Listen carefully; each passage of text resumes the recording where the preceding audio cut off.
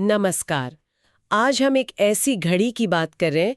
सोचिए, कुरुक्षेत्र का वो मैदान, सेनाएं तैयार और अर्जुन एकदम हिम्मत हार चुके हैं। जी। अपने ही लोगों के खिलाफ युद्ध।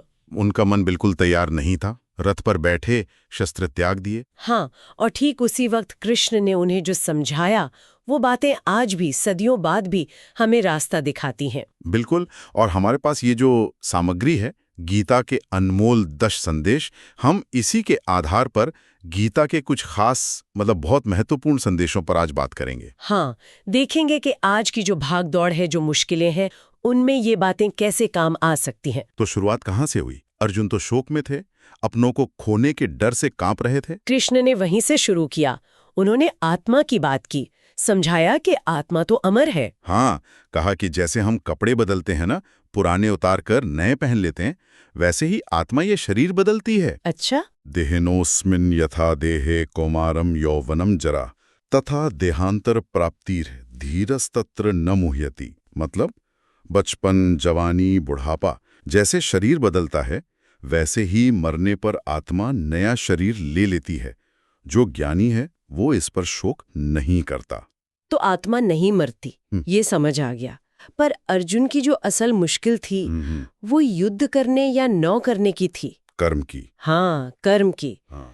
तब कृष्ण ने उन्हें उनके स्वधर्म की याद दिलाई। स्वधर्म मतलब उनका जो स्वाभाविक कर्तव्य था। वो क्षत्रिय थे और अन्याय के खिलाफ धर्म की रक्षा के लिए लड़ना, ये उनका धर्म था, उनका कर्तव्य। तो अपने कर्तव्य से मुंह मोड़ना ठीक नहीं। बिल्कुल नहीं। उन्होंने साफ कहा, श्रेयान् स्वधर्मो विगुणः परधर्मात् स्वनुष्ठितात्। अपना धर्म, अपना कर्तव्य, भले उसमें कुछ कमी लगे, वो किसी दूसरे के अच्छे से किए गए कर्तव्य से भी बेहतर है। अपने रास्ते पर चलो। ठीक है, कर्तव्य पता चल गया, पर उसे करें कैसे? खासकर जब नतीजे का डर सता रहा हो। जीतेंगे, हारेंगे, क्या होगा? यहीं पर कृष्ण वो सबसे जरूरी बात कहते हैं, निष्काम कर्म की। निष्काम कर्म मतलब बिना फल की इच्छा के कर्म। हाँ, कर्मण्येवाधिकारस्ते मां फलेषु कदाचन। तुम्हारा अधिकार सिर्फ कर्म करने में है, उसके फल पर कभी नहीं। सोचिए ना, अगर अर्जुन सिर्फ ये सोचते कि कौन मरेगा कौन जिएगा, मैं जीतूंगा या हारूंगा, तो क्या वो लड़ पाते? नहीं, शायद नहीं, बहुत मुश्किल होता। तो बस फल की चिंता छोड़ दो, अपना काम करो, अपना कर्तव्य निभाओ, यही है निष्काम कर्म। जैसे किसान। हाँ, किसान बीज बोता है, फसल कैसी होगी ये तो बात की बात है, प्रकृति पर है। बिल्कुल, उसका काम है बीज बोना, मेहनत करना, फल पर उसका बस नहीं। ये सुनने में तो बहुत अच्छा लगता है, पर मन कहाँ मानता है इतनी आसानी से? वो तो भागता रहता है। अरे हाँ, मन ही तो सबसे बड़ी चुनौती है। कृष्ण खुद कहते हैं कि मन दोस्त भी है और दुश्मन भी। अच्छा, कैसे? उद्धरेदात्मानात्मानम नात्मानम अवसादयेत। मतलब अपने आप को ऊपर उठाओ, नीचे मत गिरने दो।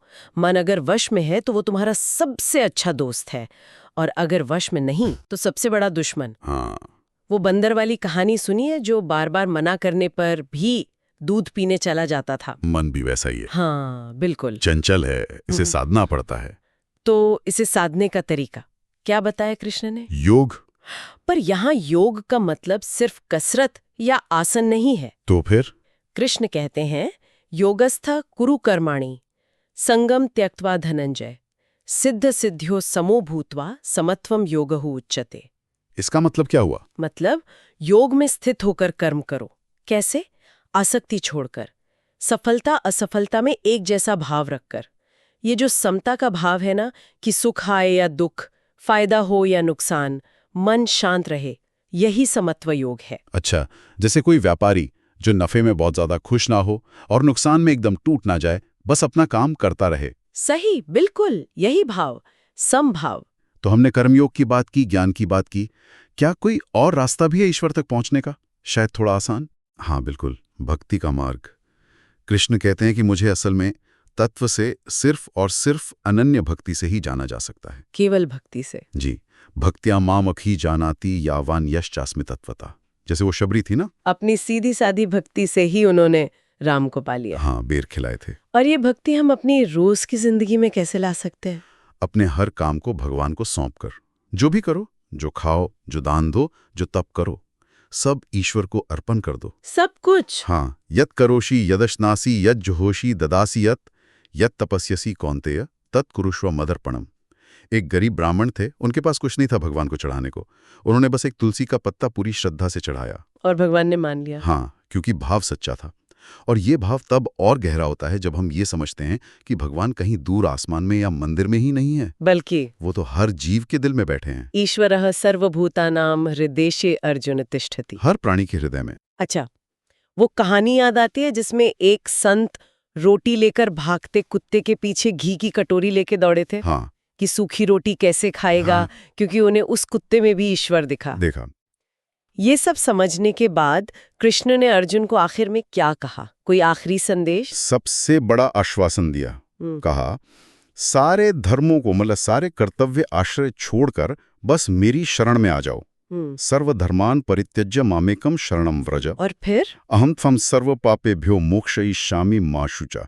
मैं तुम्हें सारे पापों से मुक्त कर दूंगा, तुम चिंता मत करो, शोक मत करो। ये तो बहुत बड़ा भरोसा दिलाया उन्होंने। जी, परमाश्वासन। और इसका अर्जुन पर क्या असर हुआ? क्या वो तैयार हो गए युद्ध के लिए? बिल्कुल। उनका सारा मोह, सारा भ्रम दूर हो गया। उन्होंने कहा, नष्टो मोह स्मृतिर्लब्धा त्वत्प्रसादान् मयाच्युत। मेरा मोह नष्ट हो गया, आपकी कृपा से मुझे ज्ञान वापस मिल गया। स्थितोस्मि गत संदेह करिष्ये वचनम तव। अब मेरे सारे शक दूर हो गए हैं, मैं स्थिर हूं और जो आप कहेंगे वही करूंगा। और वो युद्ध के लिए उठ खड़े हुए। वाह!